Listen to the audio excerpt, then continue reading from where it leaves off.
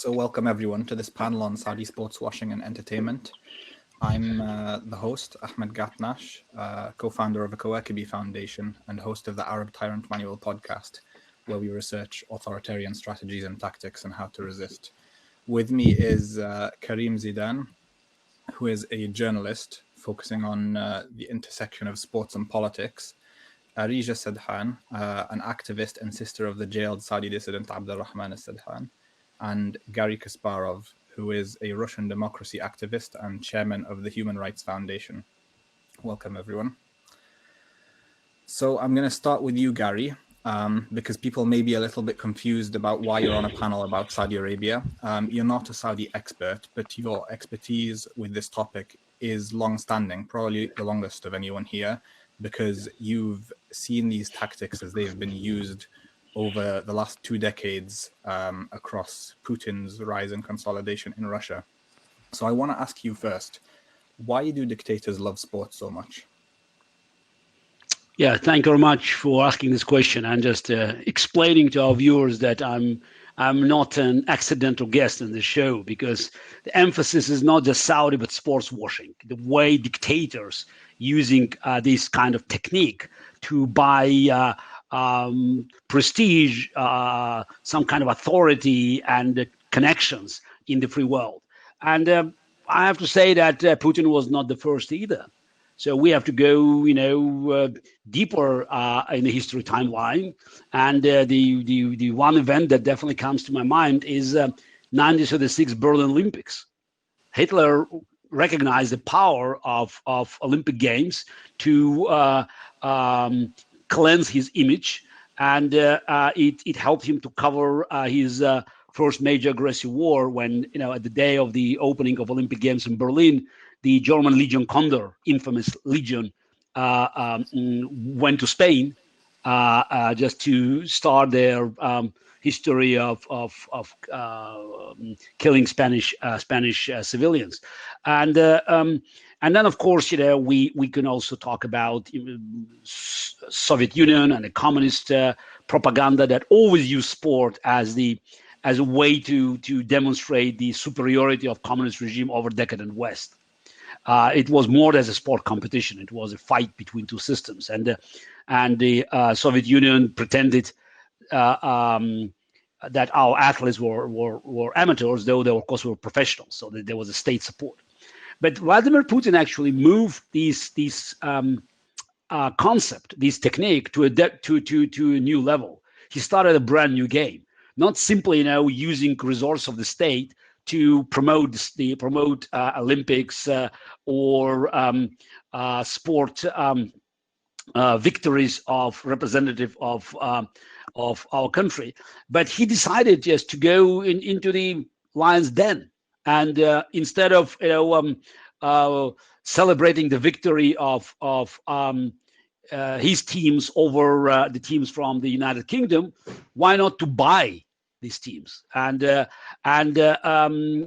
Roman Abramovich was first Russian oligarch who no doubt followed Putin's recommendations, advice, and full support, decided that that's the club Chelsea was a perfect target for acquisition, and that symbolizes the beginning of a new era when money from dictatorial countries has been used very effectively for buying very prestigious sports clubs, which created it's a very, very new situation that the free world didn't know how to handle, because it was not just buying Chelsea. It's all of a sudden the Chelsea fans, they viewed Abramovich as a savior, as the man who just supports their beloved club, and inevitably it helped Putin to push his agenda.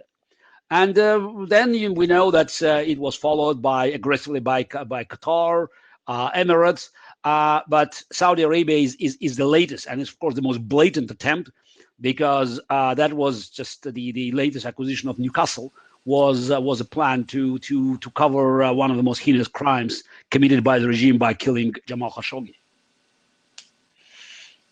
So to make the discussion a bit more specific, I'm going to bring in Areej, because as a Saudi American, you witnessed a few years ago as Mohammed bin Salman ascended to power, the way he attempted to immediately harness the power of entertainment and sport to create an image which would be more favorable to him taking power, and also extending his power and enabling him to go beyond the way any previous ruler had behaved in the country. Can you tell us about that?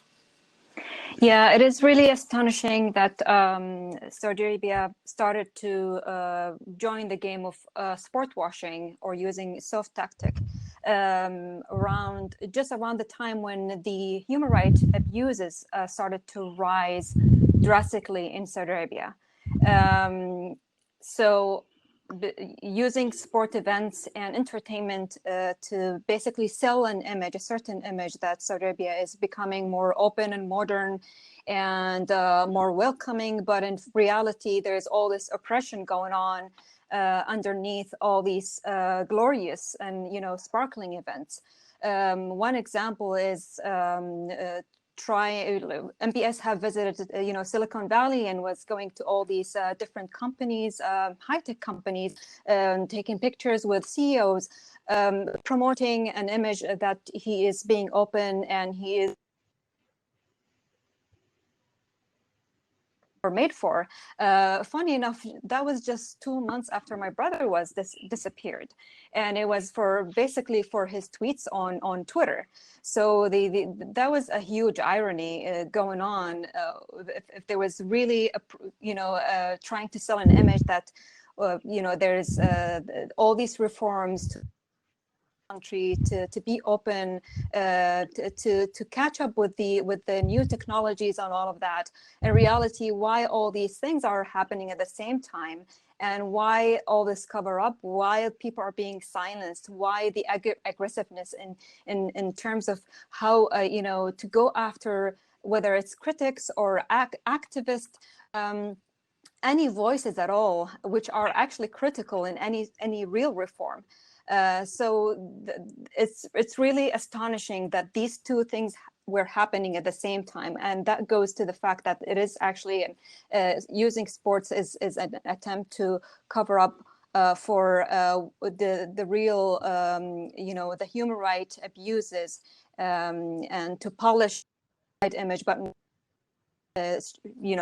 making real positive change for the country. And I must confess, watching MBS as he took power, and watching his infamous tour of the US, when he met with people across the spectrum, from politics, business leaders, CEOs, most people didn't notice the sports and entertainment industry figures. They were slightly less high profile than the congressmen and CEOs that he was meeting. But that was part of a long game that's only starting to bear fruit in the last couple of years. Karim, you've done a lot of investigations focusing on that. Can you tell us about some of the really big deals that have been surfacing involving Saudi Arabia and the worlds of sports and entertainment? Well, a lot of this began in around as part of Mohammed bin Salman's Vision 2030 expansion project to eliminate dependency on oil. One of the major and really pivotal sectors that he wanted to focus on was sports and entertainment. So he started small. One of the first events that I do recall happening was a motorcade event actually called the Race of Champions. But it's very shortly thereafter, in early 2017, they signed a 10-year deal with the WWE, which is the World Wrestling Entertainment, in order to host at least annual, if not biannual, events within the kingdom. And they wanted them to be these mega events that are family friendly and attended by like wide range of people on the spectrum in Saudi Arabia, etc. Then they ended up hosting PGA golf tournaments from the European League, and then they transferred over to boxing afterwards. They held a fight by a British Muslim, well-known British Muslim boxer named Amir Khan. Then they hosted the biggest boxing match of 2019, which was the Anthony Joshua and Ruiz rematch. And since then, it's been nonstop. They continue to sign on new agreements. They continue to sort of attract all these major sports entities back. I mean, the Newcastle bid sure was a failed bid, but they've still been able to secure a large segment of boxing. For instance, it's very likely that the biggest boxing fight of 2021 will also take place in Saudi Arabia. And this is a boon for Saudi, which spent a lot of money to be able to reach this location. In 2018, Saudi actually hired a lobbying firm called the Churchill Ripley Group, which goes by an international consulting firm, basically, that specializes in growth.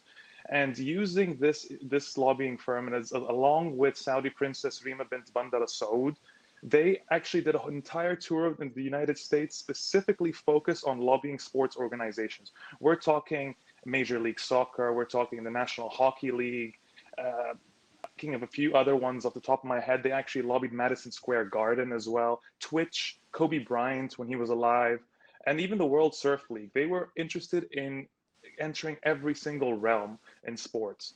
Whether it, I mean, we've already discussed and mentioned like a few of the reasons why they'd be interested in doing this. Of course, one of them is a distraction from the human rights abuses. Another is really a marketing ploy to create this facade of progress in Saudi Arabia. So it's a very interesting, very detailed, methodical, and strategic approach that they've been doing, and they've managed to get a lot of big fish involved. So a facade of marketing, economic diversification, distraction from human rights abuses. Areej, you've been the victim of those things, the distraction and the marketing, particularly given that so much of it overlapped with your campaign for the release of your disappeared brother. Can you tell us, give us an insight into how it feels to be running these campaigns and at the same time be witnessing this happen? Of course, it's very disappointing and really saddening to see that all these human rights abuses happening. I mean, our case is one case, but in reality, there are many others who are actually suffering the same, if not even worse. I mean, in our case, my brother disappeared 2 years and a half. And during all of that time, he was allowed only 1 minute call after 23 months of disappearance. And he hasn't called again yet. We haven't seen him all of that time. No one from the family have seen him at all. And we've received, different reports of torture, mistreatment, threats of death, and so forth. Really horrific stuff. And that is just by itself, this is just one case. Can you imagine how many out there who are suffering similar situations? How many mothers and fathers are actually suffering from this? How many children are missing their father or mother? And how many brothers are just struggling day to day? Simply, if you just even show sympathy, if you're in Saudi Arabia and you show sympathy to your even,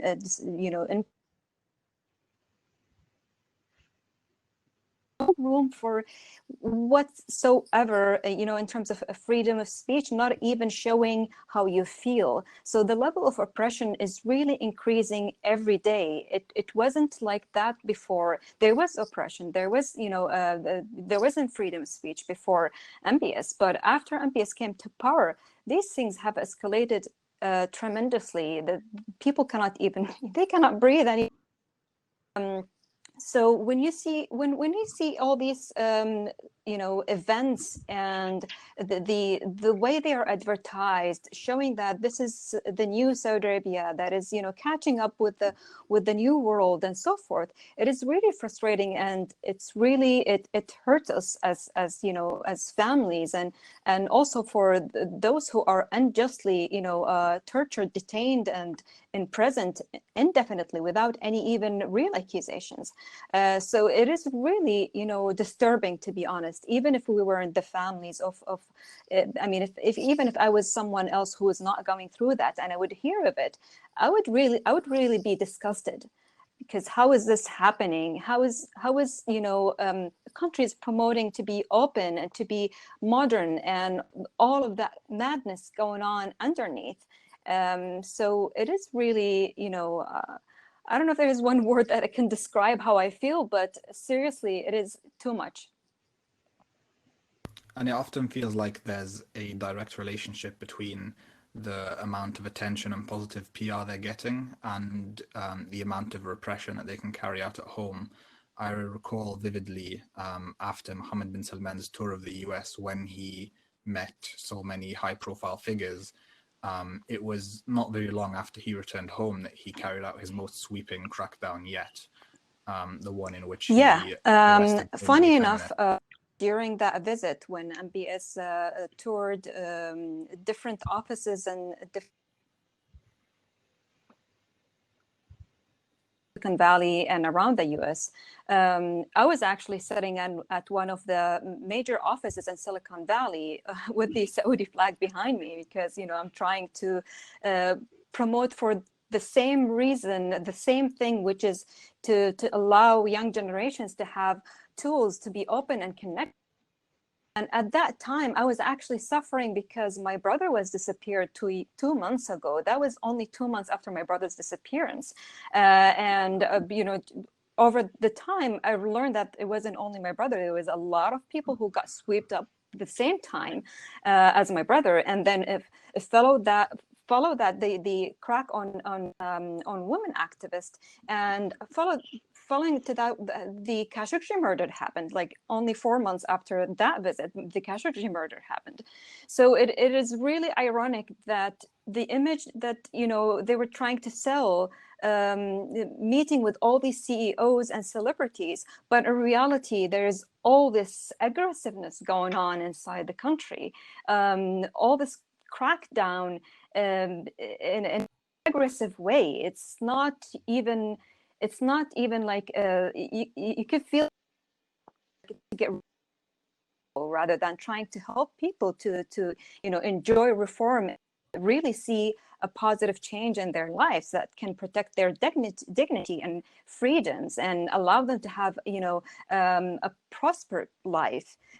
So it is really and, you know, not realistic what is being promoted out there and versus what is actually happening. And to your point, Ahmed, is exactly the more the promotion, or the more they try to promote, you know, and advertise to the West that they are being open and they are, you know, trying to modernize the country, the more oppression is actually going on at home. The more people are being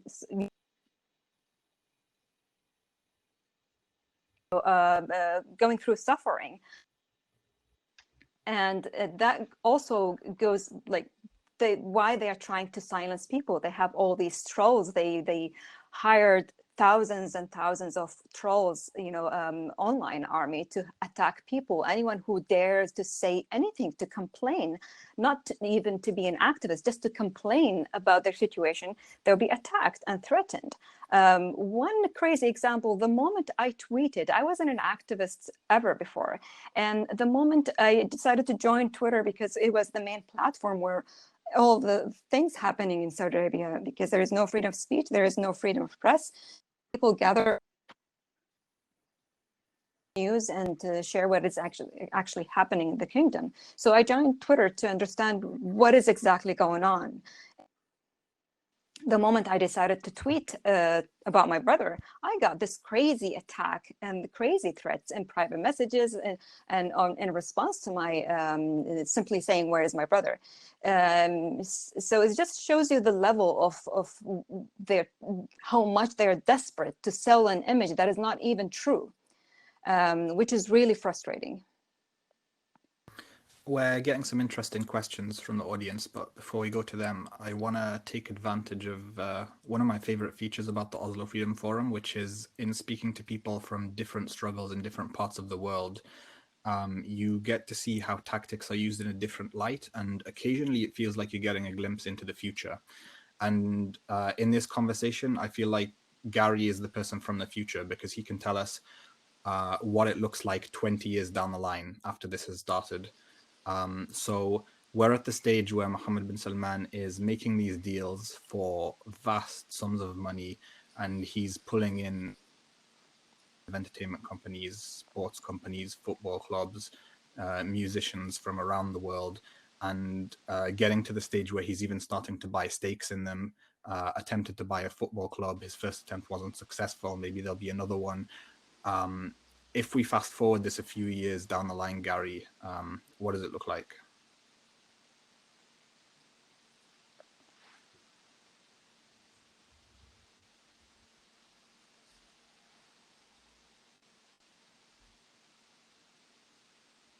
I think you're muted, Gary. I can't hear you. Said I hope it would not take 20 years waiting to see the end of the spending spree and to see real changes in Saudi Arabia, because timing is not great for dictators. The global trends are changing, and I think we are on the right track of bringing attention to human rights abuses and the various tactics that these dictators have been successfully implementing to cover up their crimes inside their own countries and buying false image of reform and prosperity in the free world. But I have to say that there's nothing surprising about the growing gap between what's happening in the country and their activity in the free world, trying to sort of wash away these negative news that are now leaking from Twitter, Facebook, and other social medias. Because by doing these things in the United Kingdom or in European Union or in the United States, they in this case we're talking about MBS. He and his administration, they inevitably create certain illusions in the kingdom, because people are expecting certain things to happen, because you cannot hide these stories. There's their active campaign of buying arts, sports clubs, and investing in entertainment industry. It doesn't go unnoticed. So people have all of a sudden some expectations, because he's making promises in Washington, D.C., but because of social media, it comes back. And the only way to stop, people from, rising is basically to put more repression. So that's why it's now we're seeing this kind of vicious circle. So more he is trying to wash his image in the free world, more he has to do at home to kill these expectations. So and since the free world is not so much interested in responding with all its powers to these abuses, so right now MBS government sees virtually no limits to keep pushing all the activists and just ordinary people who are just who can take his foreign policy escapades and promises to be real, and they expect these things to happen at home, and of course they immediately become targets both of security apparatus and trolls. And to push the idea of no limits, Putin eventually got to the stage where he's repeatedly assassinating people on British soil, and multiple reports have come out ringing the alarm bell about the amount of influence he has in British politics. But his money is now so deeply entrenched in sports clubs and other companies, and he buys so much influence that the very political process itself seems to have been corrupted when it comes to checking his power. And it's a real worry whether it's possible we'll reach this stage with Mohammed bin Salman or other Gulf rulers who are attempting to buy their way into Western systems in the same way. Yeah, can I add? Oh yeah, okay. Yeah, Areej. Sorry. Yeah, so I just want to point out something. Sports events and entertainment have shed the light on the human rights abuses. In the past, there was human rights abuses, maybe not at this level, but the more attention is brought to the kingdom, especially when they're trying to advertise an image, the rest of the world is going to be all focused on what is actually happening. They're waiting for results. They want to see what changes. So that shed the light actually more on the human rights abuses, the different issues going on, including these, for example, the kafala system, the workers, the abuse of foreign workers, and the women's rights and so forth. So it actually brought attention to all these different human rights abuses that probably people weren't really paying attention before, and it also pushed for even the more there is oppression, the more there is resistance. So it's not always, oppression doesn't always give positive results, because even if I stay silent, someone else is gonna scream. If it's a human nature, even children, the more you oppress them, the more they're gonna resist, the more they're gonna scream. Because they're feeling pain. So of course, naturally, they're going to scream. They're going to fight back. So the fact that that the more they're trying to they're trying to sell an image out outside the kingdom that is not real, and at the same time trying to oppress the voices inside the kingdom. I don't think that's really going to happen. It's going to end nicely. Is going to increase and increase. More people are going to feel frustrated. More people are going to just, give up that there is going to happen. There's going to any real change is going to happen. So they're going to just basically feel frustrated, and they will just basically give up the idea and decide this is not working. We have really bad quality of life. What we are losing, so we don't care anymore.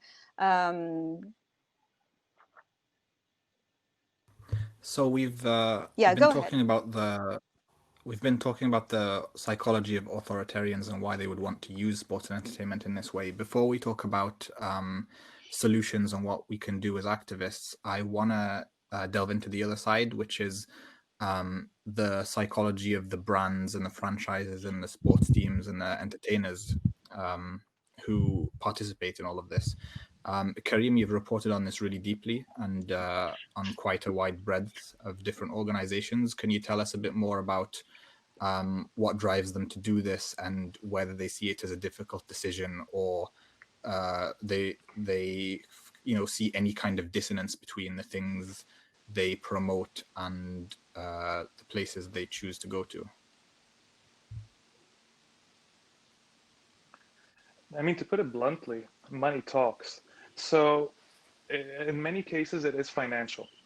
What Saudi Arabia and quite a few Gulf states, but let's focus on Saudi Arabia, is able to offer it's able to offer a much, much higher payments for these events without organizations having to worry about things such as live gate and attendance and all sorts of fees that Saudi Arabia ends up covering for them. Apart from offering bigger purses for, say, boxers when they're fighting, which is true, they do make a lot more money in these cases. The WWE, for example, was able to get a guaranteed 10-year deal with Saudi Arabia. That's 10 years worth of income from Saudi Arabia that's now guaranteed for them. That helps, in exchange for that, they're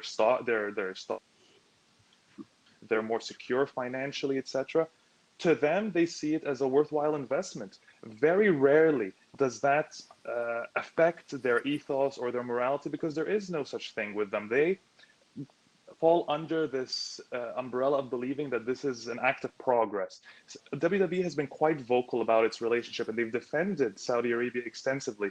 For instance, one of the CEOs, Stephanie McMahon, a woman actually as well, has been very vocal about her support for this, because she believes that you can either stay silent as an organization, or you can actively fight for progress. So she believes that holding these events, these entertainment events in Saudi Arabia, and insisting that slowly they try and integrate female wrestlers into these events, they've been able to do it once so far, is a sign of progress.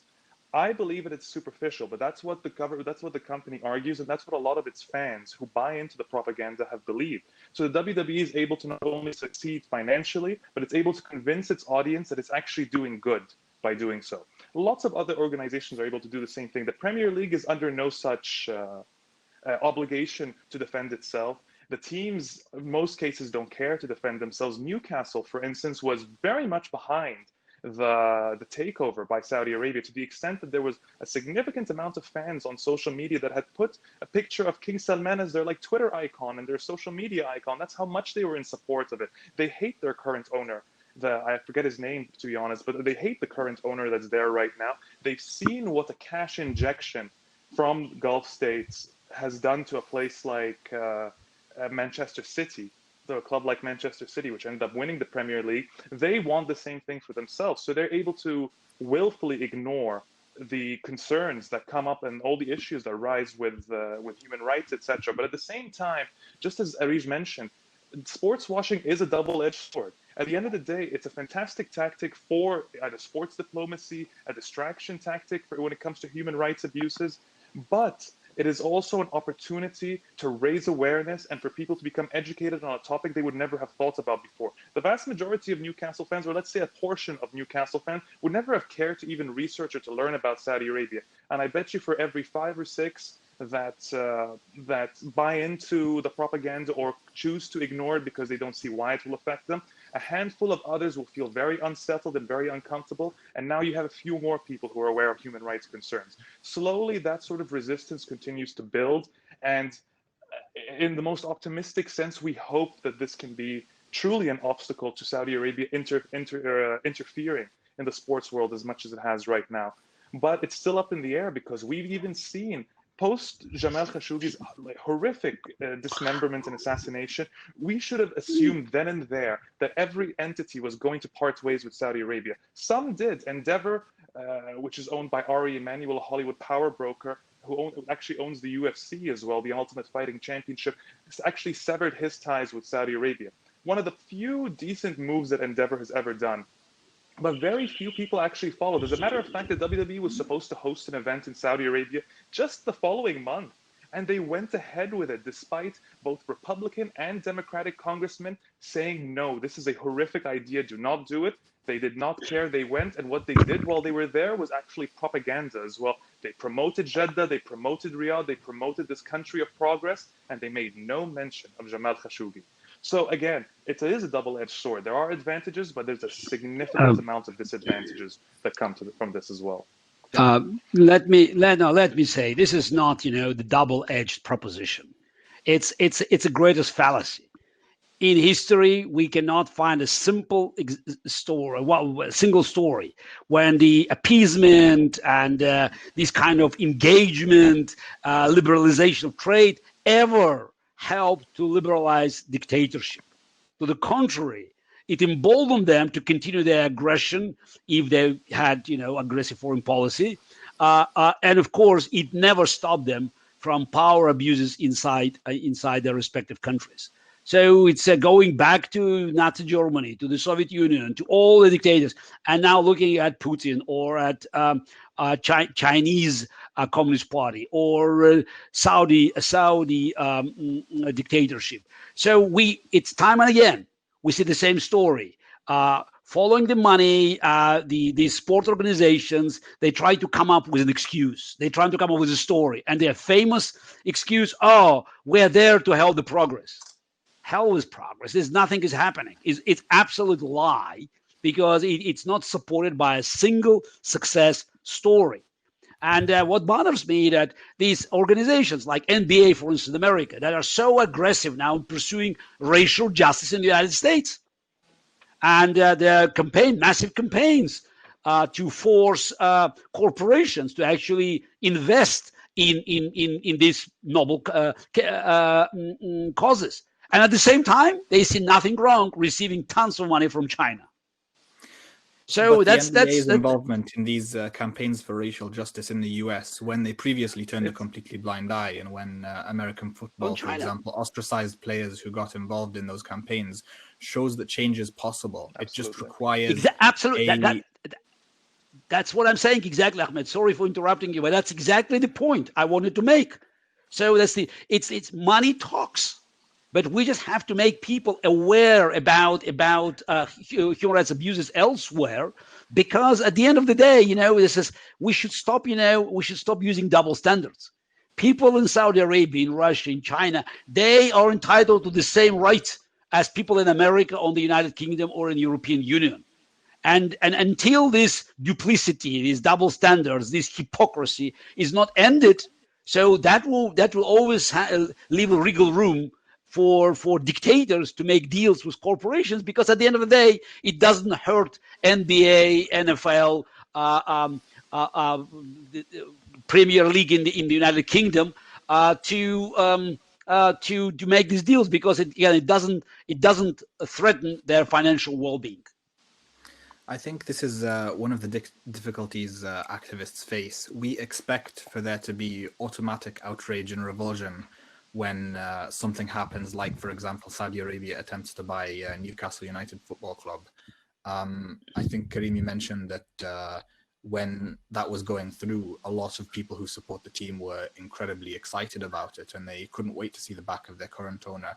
The change in mindset isn't automatic, but it requires a lot of strategic long-term organizing, especially locally, building connections with fan groups, educating people about the crimes of these regimes and how they treat their own people. You can't just expect them to, wake up one morning and realize that, these prospective owners have a horrific human rights track record. I actually agree with everything that Gary just said entirely. My only reason for mentioning the double-edged sword in that case was the fact that the best thing we can hope for as journalists, as activists, etc., is raising international awareness, and the idea that these sports events are being held in these authoritarian places. Awareness. The sad truth of the matter is raising awareness is never going to be enough, and sports fans on their own will not raise enough pressure. In most cases, like we even think about the Newcastle, since you just referenced the Newcastle Saudi takeover, the failed bid. One of the real pivotal reasons that it failed was because Bein Sports, the Qatari-owned Bein Sports network, lobbied really, really hard against it, and went back to the United States and went back to the Premier League, insisting that Saudi Arabia was one of the major piracy company, one of the countries that was doing a lot of piracy with regards to the Premier League. And all this was true, and that's made the takeover much, much more difficult because Bein Sports is extraordinarily powerful. So what really made the difference at the end of the day was not the activism, was it? It was, again, more money issues and more financial concerns and that kind of stress and burden. So we are still fighting an uphill battle, no matter what. So on the topic I want to add one comment about the double-edged sword. You mentioned, Karim, that the supporters of they hated their current owner. They wanted a new owner and all of that. On the other side, there was actually a lot of other people who are UK based and who are UK citizens and even around the world have expressed some sort of frustration about learning about the human rights abuses. And I saw actually more than once mentioning that there should be a protest. They're going to protest, and if this deal goes through, whenever there's a sport event or whenever there's a football event, or they're going to just basically hold signs of Khashoggi and whatever the human rights activists that are being kidnapped and tortured, and they're going to show their frustration through the game. So there is actually both voices. There is those who just don't care except for the short-term money, looking at the case short-sightedly, and there are those other ones who are actually can connect to the pain of the families, and they can connect to the pain of the to the stories of the human rights abuses, and they would feel that they have to react in a way to speak up against these abuses. So it can actually go both ways. You have those people who are they don't care, and then you have all these other people who are actually they're against. So it's unpredictable, to be honest. It all depends. But after the murder of Khashoggi, it's really hard to sway away from the human rights abuses. I think in the kingdom would simply just. Actually, it is amplifying every time there is an event. All the NGOs and different, even activists who are, around the world, they are always criticizing, what happened to Khashoggi, about the irony of, what is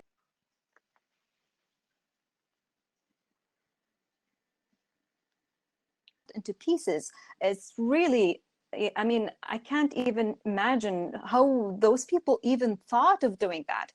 It is really gruesome. So the level of that abuse, people cannot just simply dismiss it and say, okay, whatever other abuses, they are okay, they can wait, and those sport events are going to bring change eventually. What change they're going to bring? Even if they, brought change, say, to women, they're going to have women wrestlers. What about the women who are in jail being tortured?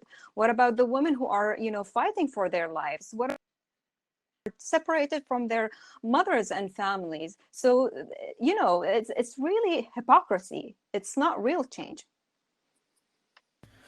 Just adding to what has been said is now if you are talking about quote unquote positive influence of sports events to a dictatorship, look at Russia, 2014 Winter Olympics. Yes, the big event, and it will show Russia is open, blah, blah, blah, blah. Olympic was over and Putin invaded Ukraine. So that's it. It's because it emboldened him. He thought he could buy whatever. So there's no opposition. So he's king of the hill, and he's just is empowered and emboldened by this world attention. So being in the center, it probably gives them an extra impulse for a dictator to do something so dramatic. So again, going back to history, so I wrote an article saying that it took Hitler, if you count from Berlin Olympics to Austrian Anschluss, it's 18 months. It took Putin 18 days to invade, to annex Crimea. So everything accelerates these days, and offering them sports events and offering this kind of world recognition just makes them even more arrogant and more aggressive. Sometimes he actually does it during the event as well. For example, in 2018 during the World Cup, he raised the retirement age for people in Russia, and he had that pass through the State Duma while people were out celebrating Russia's incredible streak during the actual event. He had that pass without most people noticing. There was a bit of outrage internationally, but within Russia, it was quite silent at the time, at least from what I could tell. And It ended up passing, and he's still there. Perfect smokescreen. There's an interesting comment. Khadija points out a campaign called Diet Prada. I think it's an account online which points out the hypocrisy of fashion influencers and these events where they find basically brands which build the way they show themselves to the world based on certain values when their entire operations are based on the opposite. And I think shaming campaigns have been very successful in the past. Some of the people who've used them best are Human Rights Foundation. Gary, you guys have had a campaign for at least the last year to put the spotlight on musicians who attempt to perform in dictatorships. And I've seen that you guys have had a lot of success and you've persuaded many of them to pull out of these events. Can you tell me more about that? Oh, we started earlier, so you can look at a list of personalities, of entertainers, actors, and musicians, and rappers who have been targeted by HRF, and some of them decided to cancel. Some of them went, but eventually contributed the proceeds of these ill-conceived trips, like Hilary Swank when she went to Chechnya, to some charity causes. So it's an ongoing campaign that I would say it's at least 5 or 6 years we have been aggressively targeting these people and just making it more and more difficult for them to travel to these countries, to perform for these dictators, help them to win some kind of popularity among their own people, and then just fly back with tons of cash in their coffers. Actually, one of the latest successes was to stop, a trip of American rapper to Belarus to support Belarusian dictator Lukashenko before his fake elections. So, and the campaign actually worked. It seems that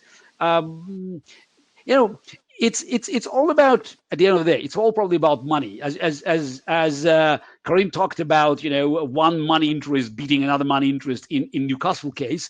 It's for these performers. It's a simple calculation. Yes, they can cash $1 million, $2 million, $3 million, but the damage at home could be much bigger. So they simply make this calculation. And if we can show that the downsides could be significant, maybe not as big, but still significant, then it could be a game changer. And of course, there are the occasional allies in this struggle as well. So you have a few people who, most people, I think, most entertainers quietly cancel in the face of great pressure.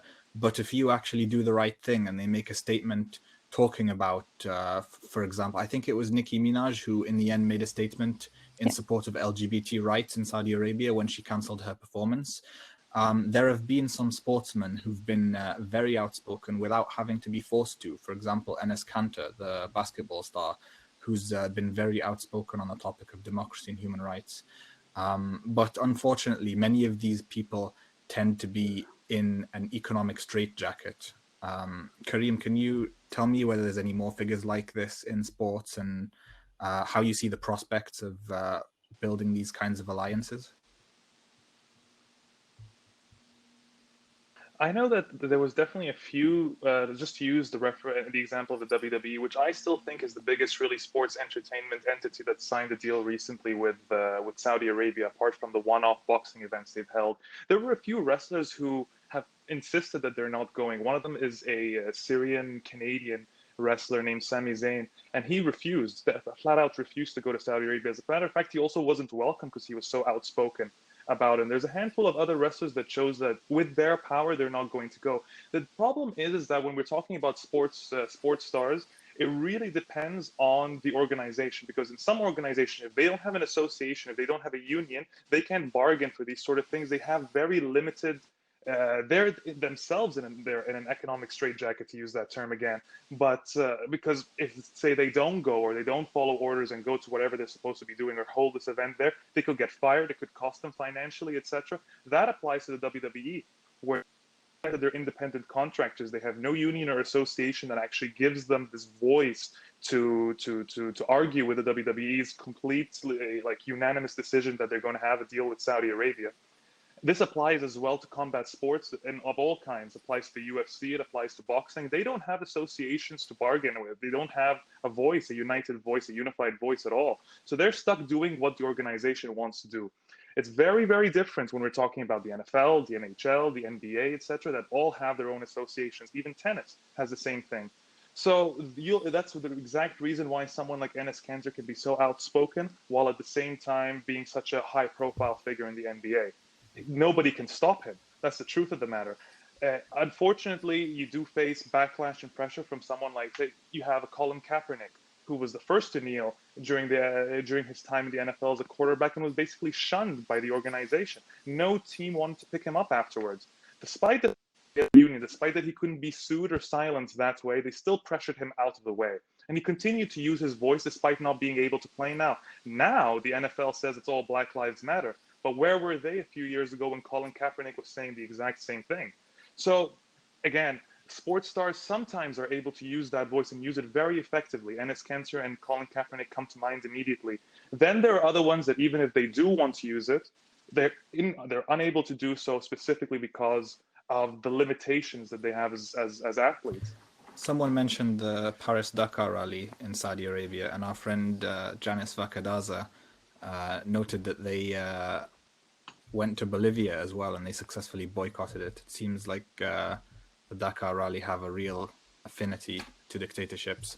But Areej, have you ever come across any of these celebrity figures in the course of your campaigning, whether musicians or athletes, and how do they react when they talk to somebody who's directly affected, and how do they react when the facts of the matter are so I actually communicate and come across one of the celebrities, an athlete, and they basically they were already there. It's too late to boycott or too late to say anything, but all they could share is just share their sympathy and share their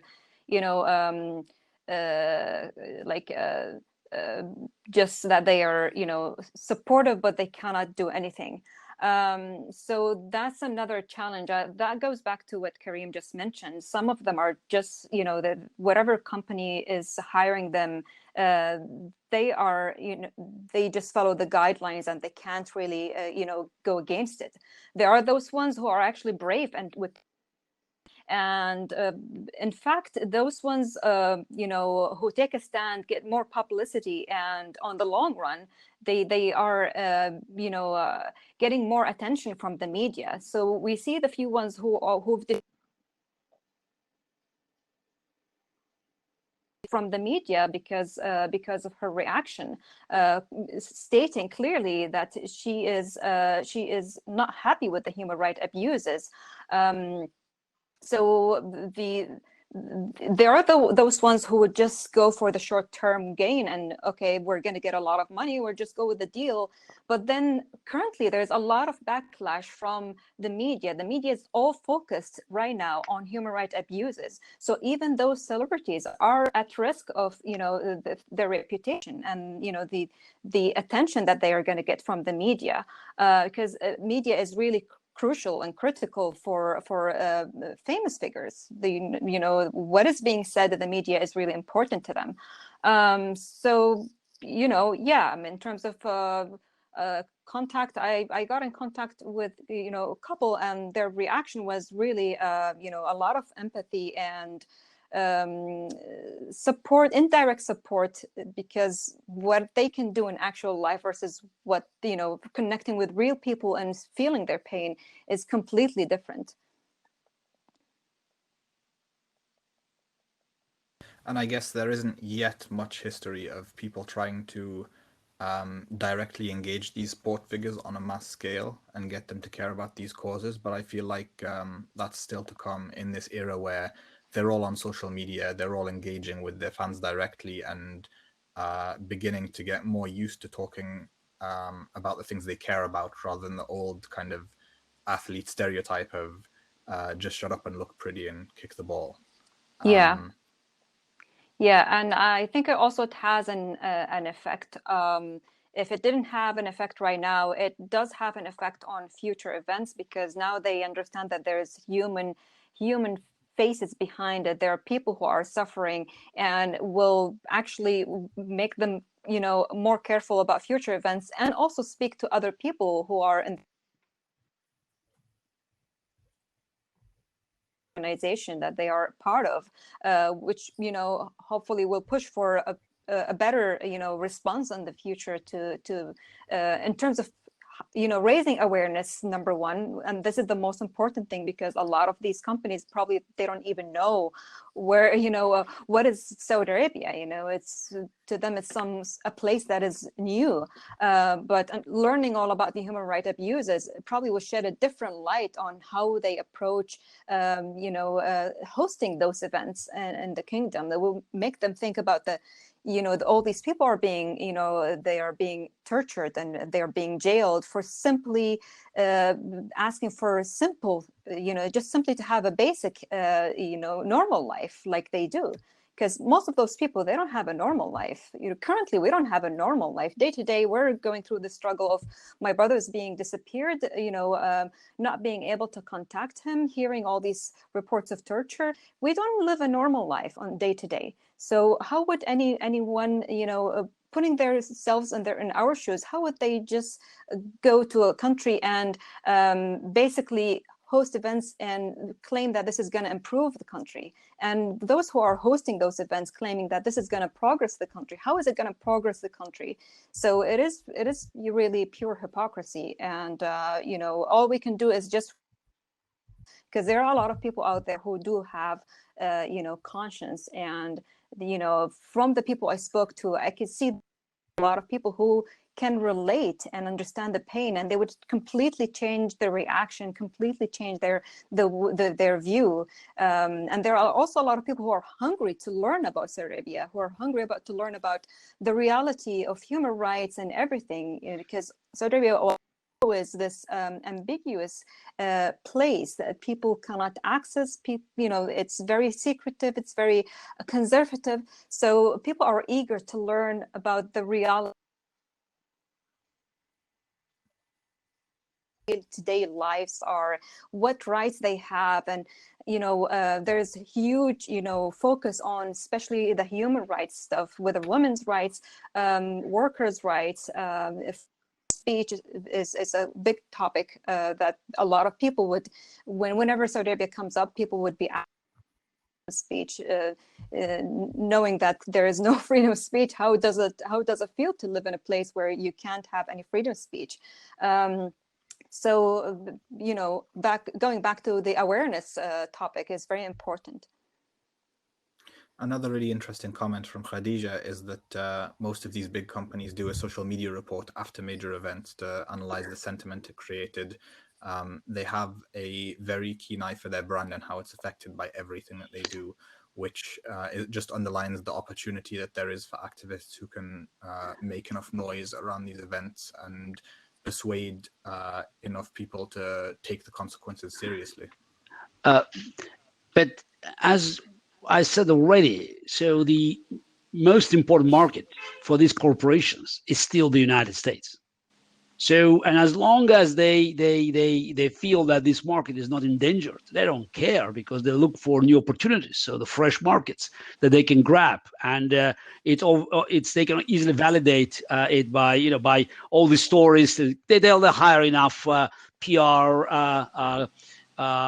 support to explain why they're doing this, just as a noble attempt to open up the country, to liberalize, to help people, all this nonsense. But the moment their prime market, domestic market, is in danger, they will sing a very different song. So the question is, where is the Me Too movement? Where is the LGBTQ community? So the moment these voices in the United States will start pointing out at these horrendous abuses in Saudi Arabia, things can change. Because there's no market in the world can compensate for potential damages in the United States, and we already saw, what's happening with Black Lives Matter, with the movement for racial justice. They changed instantly, almost overnight. Now they're all aware about the problems, and they're willing to invest considerable amount of money to change their image in America. Now all we have to do is connect these things.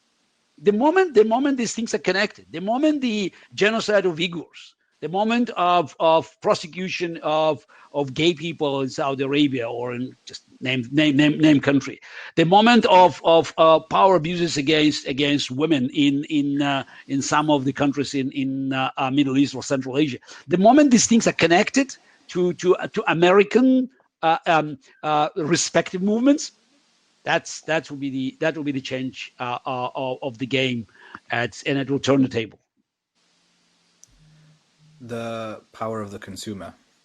So Karim, I want to ask you about another angle entirely, which is we all acknowledge that there's a massive amount of self-interest in this industry, but there's an argument that participating in these deals actually harms the sports themselves. And can you tell us a little bit about, from your investigations, the way that you've seen this come about?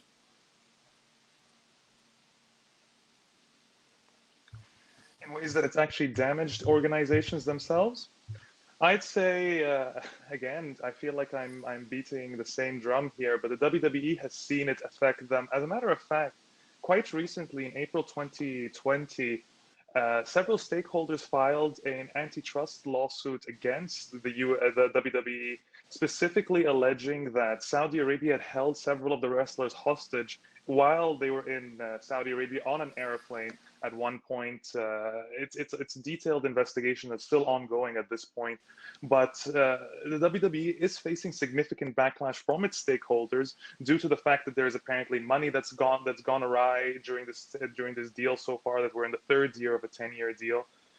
Several of the wrestlers are very unhappy about it. There's all sorts of, the company in itself, which thought that this was going to stabilize themselves over 10 years with this added cash flow injection, has actually come and bit them a bit. So we are yet to see the extent of this lawsuit. I mean, it's a very new lawsuit, and anyone who knows anything about antitrust lawsuits knows it takes years to even get them up and running. So it will be years before we really see the ramifications of this current lawsuit. But it's very likely that this will embolden even more people to come forward, even more people to reject what's happening. Even the very first event, I remember covering and writing sort of multiple articles leading up to it, as saying, why is Saudi Arabia going to, or why has the WWE agreed to this deal with Saudi Arabia? What are the incentives, etc. And a lot of this was obviously what we were discussing. I remember the backlash I got from wrestling fans online, all of whom were telling me basically the same spiel and the same propaganda that the WWE was pushing, which is they're attempting to this is a creation of progress, etc., and it's movements for progress. When I write about it now, I get a lot less backlash. More and more so because people are finally seeing what's going on. It's taken a few events for them to really understand that the WWE is not going there throwing on their best events, etc. They're going to make money and to basically be a propaganda platform for Saudi Arabia, to the point that I'll say this, I rarely watch wrestling. It's not something I watch, but someone sent me this clip once that I just couldn't believe actually happened. They brought out Iranian wrestlers from the WWE into the arena to this crowd of Saudi people who, of course, we all know the horrible geopolitical tensions going on between Saudi and Iran. Then they brought out these Saudi wrestlers that weren't even part of the WWE and had them beat them up while the crowd cheered them on, basically. A blatant display of propaganda. And people are finally understanding that this is the case. The company in itself is shining a terrible light. And the fact that it's willing to just be this propaganda tool for an authoritarian regime. But we're yet to see the full extent of what will happen. But yes, the WWE is definitely suffering. Other organizations down the line will suffer from this deal as well. But since we're just so early into it, not many have yet. So we've been talking for just over an hour. Does anyone want to add anything before you wrap it up? And are there any more questions from the audience? Just to follow up what Karim said a minute ago, so it's about the negative influence to the sport, because these kind of deals, they involve corruption, and corruption always, eats the organization from inside, and maybe not immediately, but eventually it downgrades the standards. First financial standards, and then of course integrity of the organization, and it just it turns sport in a propaganda machine, and whether we like it or not, it's all these clubs, all these sports events, they become pawns in the game that has no rules. This is not a game of chess. This is the game where the rules being dictated by the interest of the respective dictators. And that's why we hear stories about corruption from IOC, from FIFA, because these organizations, they used to deal with dictators. And the fact is that they always welcome dictators, because dictators offered money with very little, conditions, if any conditions. And of course, dictators could pay more because, unlike free countries, the budget comes from propaganda. So it's not just, the budget to invest in receiving profits. In an open competition that is being judged by these international sport organizations, free wealth is always the underdog, because if you try to invest money and you're looking for return, and on the other side you have an investor, quote unquote, that doesn't care about financial return but looking for something else, for political return, for reputational return, so for an ability to build this lobbying contacts in the free world. So we know who's going to win. So that's why the effect of all these deals, and we talked about Newcastle, but we know how many clubs already in the hands of the groups from undemocratic countries, and whether we like it or not, we are feeling this influence. Yeah, one point worth mentioning also, someone also mentioned that in the comment, is what happened in Russia in terms of the Olympics. The consequences at the end, it was negative, because Russia lost its spot at the Olympics because of the doping scandal. And, that got escalated. A suit, a lawsuit case. The same thing, right now, these companies have to worry about their involvement and risks in terms of getting tangled into these legal cases. Because, for example, the murder of Khashoggi, or the hacking and the spying case that is going on right now that affected Twitter. These can, you never know where it's going to go. It can escalate into some serious case at the end. So those entertainment companies, or even sporting companies, they gotta also think about the consequences in the future, dealing with bad actors that they can, there's no clear rules, no clear commitment can kind of get them involved in really bad situation in terms of cases and so forth. So the complications, or it can go both ways. Something that have to be kept in mind, and we have very important example here is the Russian doping. And right now, the same thing. There's this documentary about the Russian doping, and right now there's this other documentary about the murder of Khashoggi. So obviously, with the media, things are not being just simply looked over just because of money.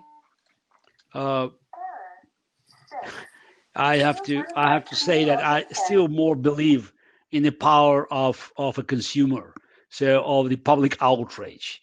Lawsuits, I wouldn't hold my breath.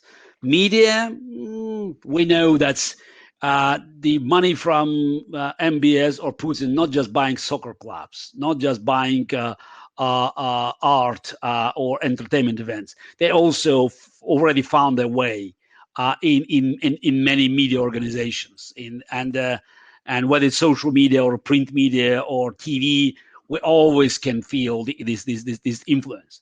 But the consumer, it's a game of numbers, and the moment there's a public outrage, and that's again going back to America, even to or the echo of this campaign of racial justice in Europe, the moment there's a public outrage, it's everything changes. So that should be, I believe, our target, just to make sure that people will treat suffering of other human beings, whether in Saudi Arabia, in Russia, in Iran, in Turkey, in China, the same way they look at the injustice in the United States or the United Kingdom. I guess some people would find that to Really be what we're a looking pessimistic for is conclusion, almost but I'd say that's very optimistic, because at the end of the day, that tells us about our own individual power to affect change by speaking to those around us, and it's the direction that the world is going in, with more interconnection and the ability to talk to consumers and form groups of like-minded individuals and build connections between coalitions, as you mentioned in the US with the Black Lives Matter movement, Me Too, special interest groups representing the grassroots rather than economic power. And that's, I guess, the antidote to corporate greed, is hitting them where it hurts, in their pockets.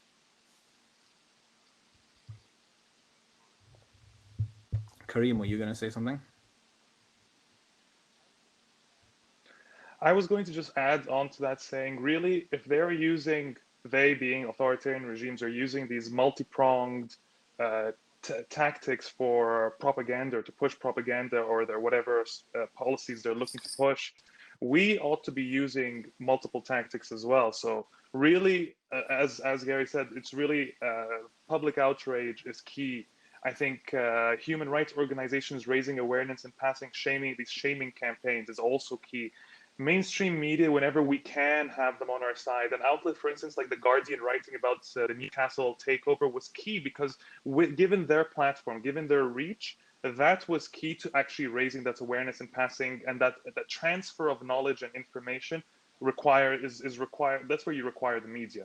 And so when you have all that combined, plus sports fans are not as apathetic as they usually can be, that's really when you have this amazing sort of potential.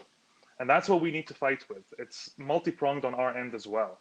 One side will very rarely win on its own unless it's a significantly powerful campaign, unless you really are doing something that was able to hit on the financial pressure points that these organizations have.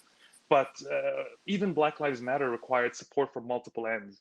So that's really the best we can hope for, is that we can unite against a united force as well. Yeah, I can add to that point. Actually, the Yemen war, for example, when it started, there wasn't really public attention to it, and it was ongoing. And I remember seeing really sad pictures of children and women and civilians being killed. And I was wondering how come the human rights organizations are okay with that?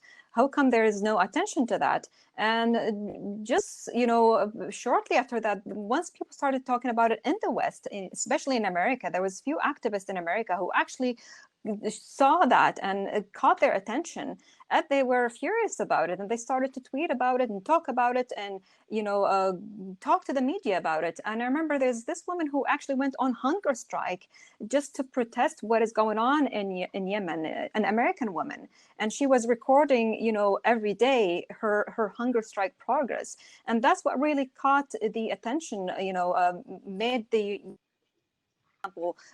caught the public attention, and the world, human organizations started talking about it, and people started to talk, to be more aware about it. And there's all these journalists who started to share pictures of what is going on. So that goes to the point that Gary was mentioning earlier, that the pressure, especially from the US, is very critical, and from the people, and not just the US. I would say even around the world, the more people are aware of what is going on and speaking up, definitely would help.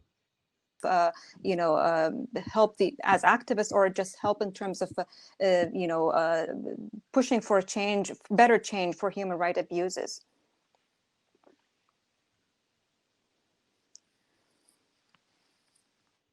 So I think we'll call it a day there. There's a lot that human rights activists can apply from this in their different campaigns for justice. One more question: how can people support your work, Areej and Karim? First of all, thank you for asking that question. It really means a lot to us. One way is to educate people about the abuses.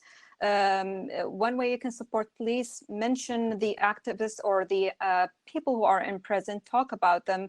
I, for example, try as much as possible to tweet about my brother, Free Sadhan, and talk about Abdulrahman Sadhan, his case, and the disappearance. There are other activists out there. You can check the human rights organizations, one of which is Al-Qasd for human rights. They have a list of all different activists who are, or just people who are being present for all different reasons, including activists. Follow us on Twitter, retweet, speak up about those issues, about this Saudi, heroes or the activists who are being imprisoned. Ask for them to be released, and question those entertainment businesses who are, or sport businesses who are, trying to host events in Saudi Arabia. One way is to push for changes, to always question human rights abuses, and mentioning people by name sometimes helps, because it puts a face to the issue, face to the challenge. What about this person? Why is he disappeared for 2.5 years? Why he cannot contact his family? By the way, he's a human rights aid worker. He's an employee of the Red Crescent, which is part of the Red Cross. So that just poses another challenge to humanitarian companies around the world. The women rights activists is they are being tortured and harassed, sexually harassed, and just mentioning names and mentioning their cases can help a lot in terms of highlighting those issues and pushing for hopefully a positive change to improve human rights situation in Saudi Arabia. And Karim, the same question was asked of you. Areej really said it. Areej really said it perfectly. There's only a few things I can add from there, and really just expanding on her points, which is always challenge propaganda when you see it. Do not join the ranks of the willfully ignorant. Be aware. Read articles, read everything, read the information that's required of you. Do not be apathetic. Do not be like those sports fans that are allowing, and just people in general that are allowing this to happen right now. Fight against it, because that's the only option we have at this point. And other than that, yes, supporting our work would be wonderful, because that helps us continue to do what we do, which at the end of the day is raising more awareness. So as long as we have that support system behind us, we'll continue to be able to do what we do. Just one final suggestion. It's called correction. Never ask dictator a favor. Never ask him to release someone. Always demand. We must demand justice. That's the only way to move forward. The show of strength is the only way to break the shield of indifference. Yes, I agree with that. Justice and equality and human rights is a given birth. It's a birthright. It's Absolutely. not a privilege that is just being handed over. It is actually a birthright, and that goes to the fact that we don't just beg for human rights and for our dignity. We have to demand it. It is a birthright. We're humans. We're not slaves. So definitely, like you mentioned, Gary, we demand justice. We don't just we ask just simply for justice. We demand justice. It is our birthright. Yep. Good. Thanks very much. It's been an extremely Absolutely. enlightening conversation. Silence kills people. All the best. Thank you very much. Thank you, guys. Thank you.